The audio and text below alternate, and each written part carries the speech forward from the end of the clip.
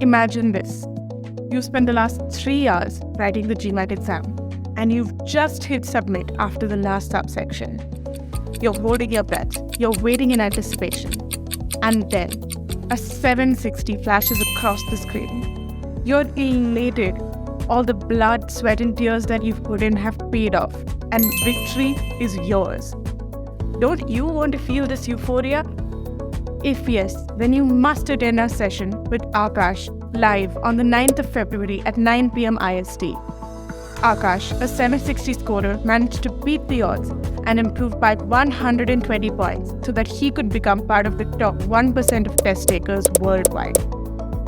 In his own words, he's always been bad at taking tests.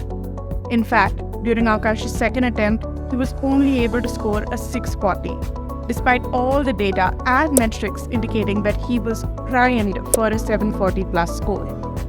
But Akash didn't give up.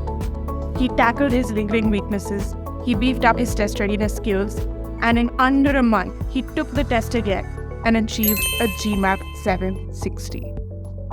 Join Akash and I live on the 9th as we look at the highs and lows and do's and don'ts of his GMAT journey so that you too can take the right steps to your success. See you then.